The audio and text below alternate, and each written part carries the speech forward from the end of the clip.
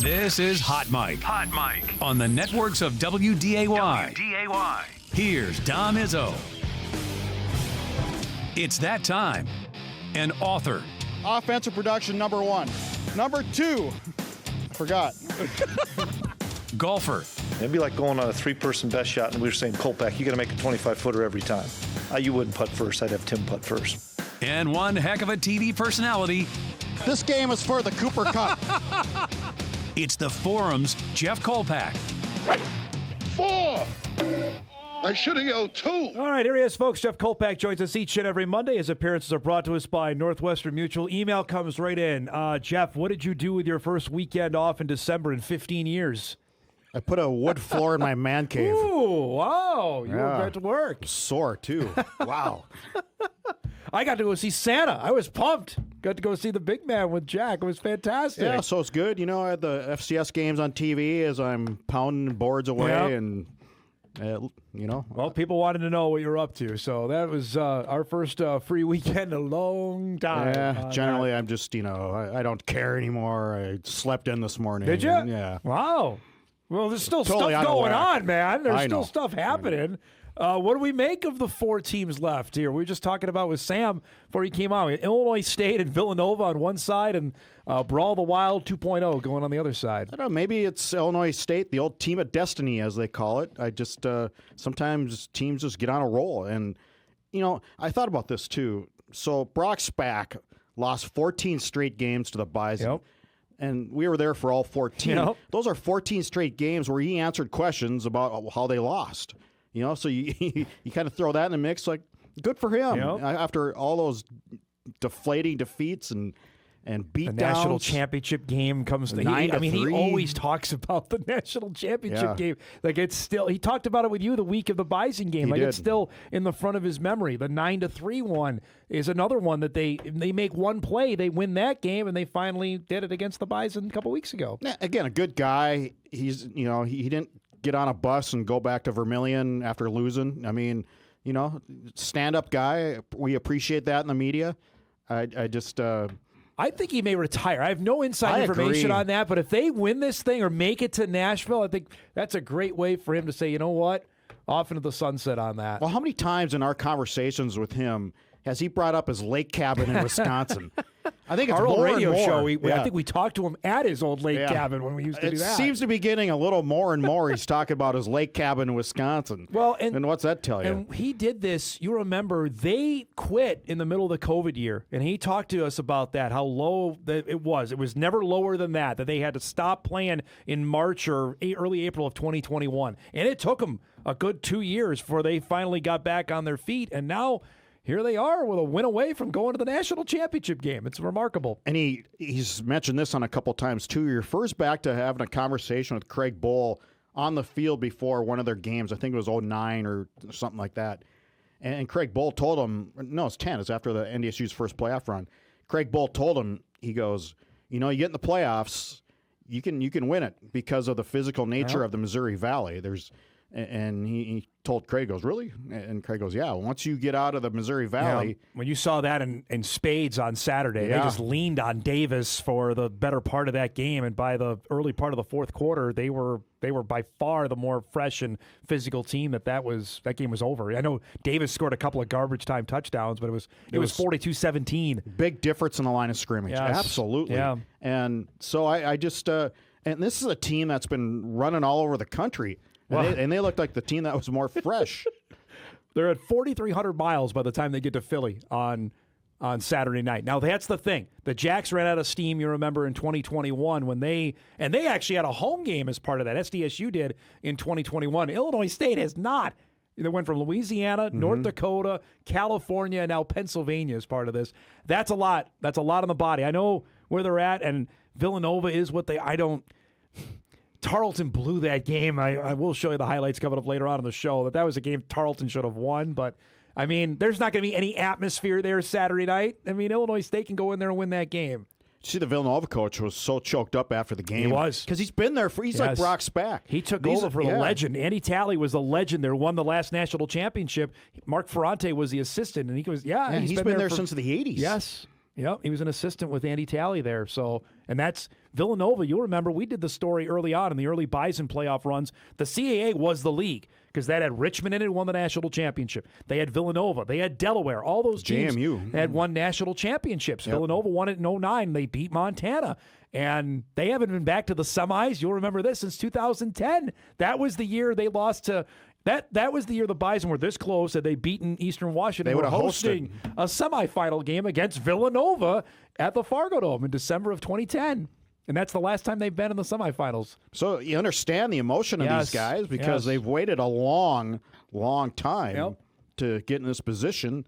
And part of it is because Illinois State threw the shocker in the first round. Now, the other side is what we expected there. It went chalk. I mean, I'm just looking on the secondary market, Kolpack.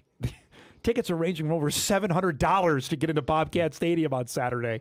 Well, we'll see what it ends up. I mean, I would throw $700 out there, too, if I was selling. Yeah, right? Holy cow. But this has got to be the biggest sporting event in Montana's history, right?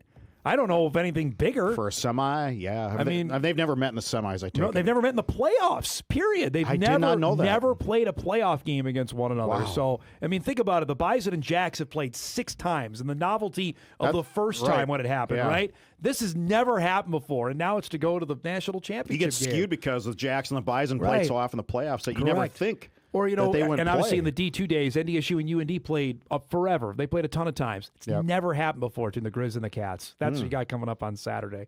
That's why tickets are what they're at.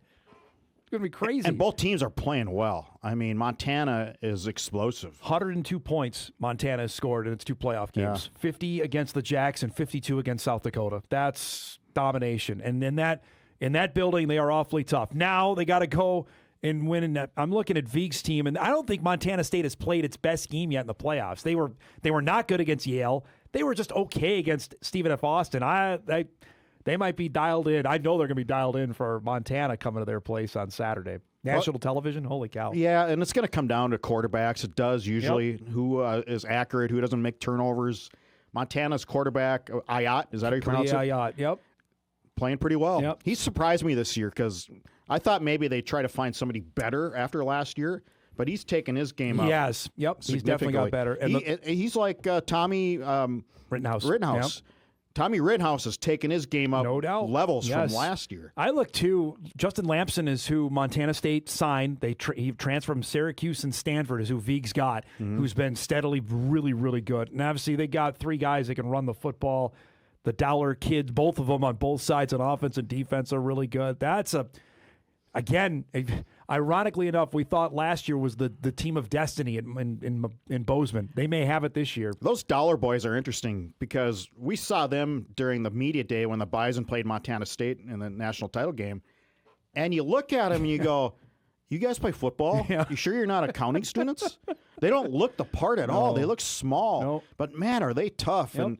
And you know, it was a Caden Dollar, the safety. His safety was the Big Sky Defensive Player of the Year. I mean, wow. It goes to show looks can be deceiving. Yep. And Taco Dollar breaking tackles left and right and just shunning people. Yep. And you look at him out of uniform and go, wow, how does that happen? The part. No.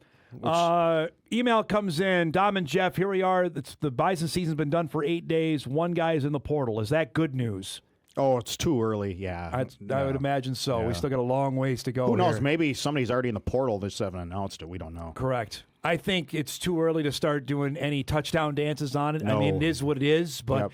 this is now because finals week is this week, I believe, because graduation is on Friday, that the team will disperse now. And this is when the coaches are going to be on the edge of their seat. Polisic was here last week on Thursday, and I could tell his gut is just churning on this, Kolpack, about what the next, I think, 10 days are going to determine about his football team. They're going to lose a couple. I mean, here's my thought: if they can get by losing just 2 or 3, if you can get through this losing just 2 or 3, call it a victory. Just like last year. Last year they lost 2 or 3. Heisman. Wisniewski, you got to count Wisniewski. He was on the team. I know he didn't play, but he was still on the team. Yeah.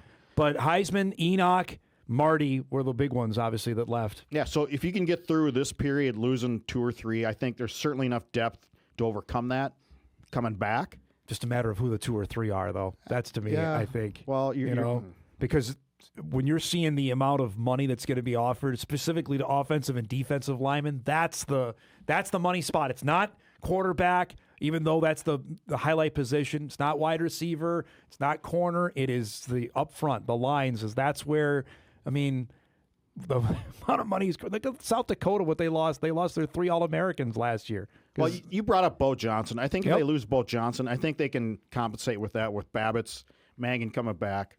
So those guys have started Yep. games. I think you can overcome that. You mentioned Anene. Toby Anene is the one. Yeah, absolutely. Those are the 2. Yeah, I think Stenbron's really coming on. I thought he was really good late in the year. I think they can overcome that. I do. That's tough, man. Those are 2. I mean, you got to keep Wolin. That's the one. Donovan Woolen and Keenan Wilson are the next. Like, if you're talking, like, if you're ranking here, like, Bo and Anene are 1 and 1A. Then I think at 2 and 2A is Keenan Wilson and Donovan Woolen. So if you lose Anene and you lose Bo Johnson, but you keep Wolin, you keep Keenan, then I think you have a party on that. Yeah, I think you're doing that meme where you're throwing. Yeah, I think so. I think you would take that, absolutely. And if somehow you can keep 3 of them, man, you're doing cartwheels up on the north side. And if you lose all 4, that's, again, the price of doing business. Yeah, NDSU has been the only school immune to that. Everyone else is, I mean, UND is going through this for the first time. And I had fans of in Grand Forks saying, what? Well, this is what happens when you're good. UND wasn't any good, so nobody wanted their players. Now they're good. This is what happens. Do you think any FCS school has a bigger green and gold, has a bigger NIL fund than NDSU? Oh, goodness. Maybe not many, if there is. It's probably a short list that maybe we don't are aware let's of. Let's not discount that either. Yeah, that'll be in play. But when the amount of money that I've heard Anene and Bo are getting up, well, again, that's not gonna. But that's not going to be matter. everybody. No, but that's what you're fighting against right now. Now, the other part of this, and we mentioned the emailer on this, was Wyatt Osterbauer was a backup defensive lineman. That you're going to see more than guys leaving in the portal, in my mind. The guys that probably didn't have a pathway to the field, correct, that are going to end up leaving here over the next couple weeks. And guys, as well. we would not have found out about in the old days until the first day of fall camp, and you go, oh, you're taking roll call, and you're going, hey, what happened to Smith? Oh, he quit in February. Correct. Oh. It's not the day and age we live in anymore. If they can announce that, and now they put it out there. Correct. And they haven't played, so there's a reason you don't play. It's not everybody is going to play. Yeah. I mean, that's just the way it is. Yep. I mean, and that's good for them. That's the pathway for them if you want to go play somewhere. Correct. Yep. You know, Trey Feeney, UND didn't work out. Gangbusters at St. John's. Absolutely. Good for him. Dynamite final year of his career. And you'll see more of those, I'd imagine, leak out in the coming days because the coaches have had their meetings with the players or wrapping them up here this upcoming week, and then they'll disperse, and then that's when the clock really starts on what's ahead. If I were to ask you over-under of 3.5 of standout Bison players, or their standout 15, 3.5 they lose. You take the over or the under on that. Okay. I'm going under. Wow. I'm going 3. I'll be negative. I'm going to go over. I think. I don't know if it's negative. It's just a fact. I think it's just that I think the amount of money that's out there, you tip your hat to the kids, say if you can go do it, do it. And actually, we were talking about like players like Osterbauer leaving. I'm surprised that more of those guys don't. This program keeps guys that don't see the field. It's really amazing to me. They grind out in practice day after day after day. Winter workouts at 5:30 in the morning, summer workouts. And these guys probably won't play much, and they stick it out. I'm just good. I mean, much better men than I ever was in I would say college. There's a couple of, like, the perfect potion on this. A, position you play. B, years of eligibility you have left. So, But I think they just like it there, though. Yeah. I do. Yep. Why would you stick it out if, how many seniors or juniors, linemen, hardly play and they stick it out for 4 or 5 years? They obviously like it there. Well, I mean, it's bottom line. You don't keep doing it if you don't like it. I'd say on the flip side of that, for what the high majors are looking at when their general managers are scouring rosters or all conference teams, like a Toby Anene. All right, he's got 1 year left. So that might affect his, quote-unquote, his salary of what he can get. Bo Johnson has 2. Bo is like in that perfect sweet spot. Like, all right, he plays left tackle, and he's got multiple years. I mean, but here's the thing. The counterpoint is North Dakota State can say, well, wait a minute. We just had a first-round pick that played left tackle at NDSU. We just have, is there 5 linemen, O-linemen in the Yeah, you're right. Radens, Yeah. Mauk, Zabel. Keep going. Cordell. Cordell. I mean, you can keep going. There's guys still out there. Yep. Yeah. Zach Johnson played in the NFL this year. Yep. I mean, we can have, that's a pretty good run on that. That's the perfect counterpoint if they want to go down that road. But that's the reality. So for fans that are wondering can we start spiking the football? Not yet. I mean, the portal isn't even open until January 2. We're still 3 weeks away from that. That's a long time. Ooh, that's a long time. Right? That's a long time from now. All right, let's break. We come back. We'll chat some hoops. There's some pretty good hooping going on the north side of town. We'll chat about that with Jeff Kolpack on the other side of the break. I'm Mike, back after this.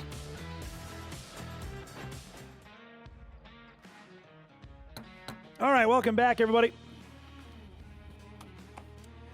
Well, apparently there's some basketball teams on the north side of town. Are you aware of that? I'm very aware of that. And the Bison men, after couldn't throw it in the ocean for 2-3 games to start the season, got hot. 19 made threes in the game on Saturday afternoon against the Drake Bulldogs. That's a really good win. It's a good team, Tom, and they're real balanced. They got 3 guys and essentially 4 guys at double figures. Andy's at 9.7. Athletic. Those are the type of teams you need in March. They play defense. Yes. Like David's been preaching for years. Markai Strickland, I think, is a tremendous player. Yep. Travian Carson's getting better. He was great on the win Andy on Saturday. Damari Wheeler-Thomas is Really better good. offensively than I thought he ever would be. Yep. He had 21 in the win against Bakersfield on Thursday night. I mean, they have 2 more non-conference games. They go to El Paso next weekend for the Sun Bowl Invitational, and then it's on to league play. They have South Dakota right off the hop, which is going to be an interesting game on New Year's Eve. South Dakota's been beset by injuries already, but I'm looking at the net rankings, which is, for people that don't know, that's the new RPI. On the men's side, NDSU is at 130. The second highest ranked Summit League team. St. Thomas is number 1 at 115. That's awfully good. You know what player I like is looking at the highlights? I like Trayson Anderson. Trayson Anderson take a massive step the last couple games. He's got the body type. He's got size. He's pretty athletic for his size. I think he's starting to understand the concepts of the game. Just step past Andy for the 3. Yep. Here he is driving. I mean, look at that. He had the wherewithal to know that was it Carson wide open from 3 at the top. I'm not that far away, and this is a conversation that we'll have with Dave on the show tomorrow. I'm sure he'll be open about it, about potentially that switch happening, that maybe Trayson starts and Fedderson comes off the bench. That the way his minutes are going, the production he's getting in the time. I think he had 11 points in 18 minutes against Northern Arizona, their last home game a couple weeks ago. That he's out there and he's doing stuff. You can't deny that right now. He's got length. Yep. He's a long dude, man. Yep. So they're at home tonight. Final non-conference home game with Minnesota Crookston. Again, you got to play those kind of games. But I'm looking right now as we're nearing Summit League play. St. Thomas is what we thought they were. They're going to be good, and they're going to be in the mix. South Dakota State has a game tonight at the Pentagon with Wyoming. That's a good non-conference challenge for them. The other teams at the top of the Summit right now, USD is 6-6. The Jacks are 7-5. Bergstrasser and Denver are 5-7. Omaha hasn't been healthy. They're 5-7. ORU is still figuring out what they are. They're 5-7. UND 4-9.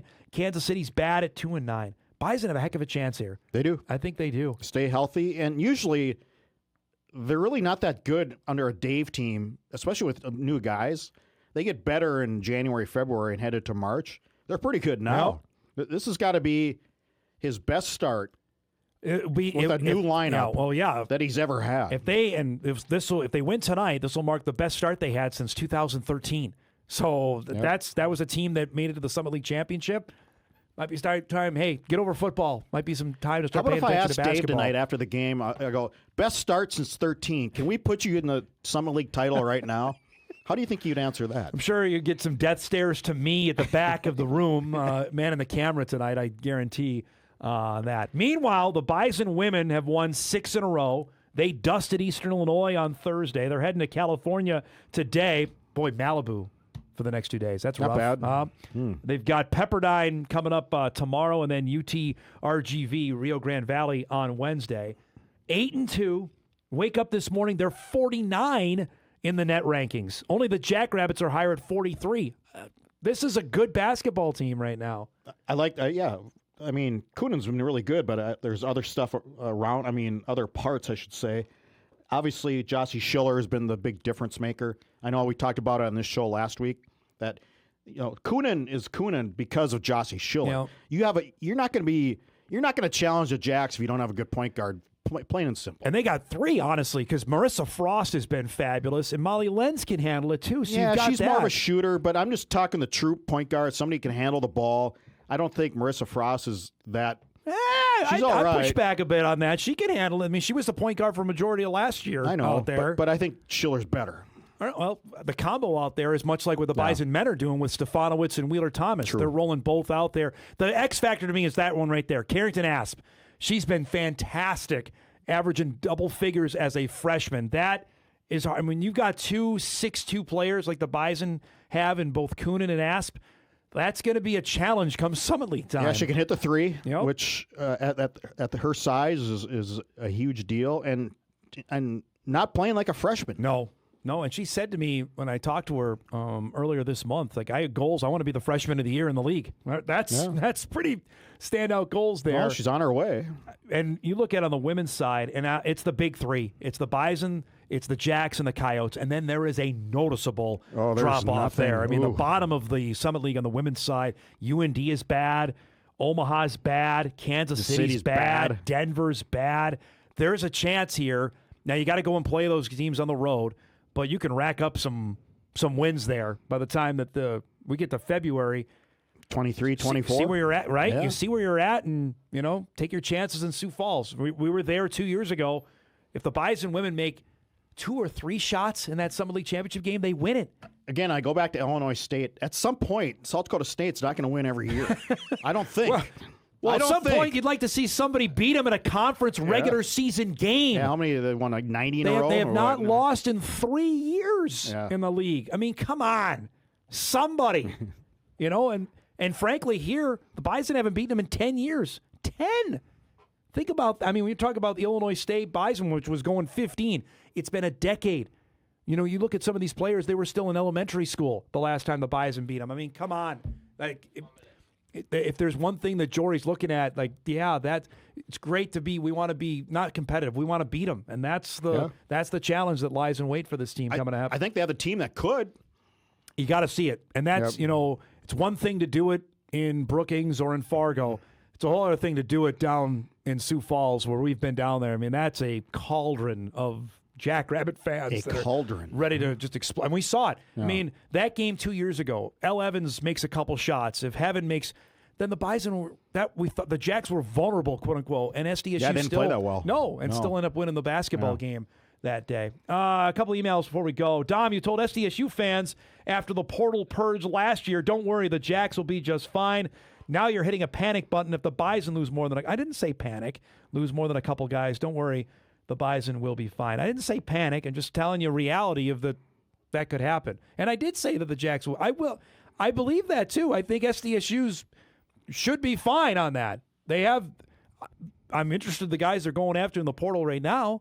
Looks like they're targeting more Division II guys than drop-down guys, which might be more at State defensive line. They got one, and they got another one from Wayne State. Carter Sitzman is coming in that committed over the weekend. That, I think, is more successful than finding the drop-downs. And I think Dan Jackson found that out as well the hard way.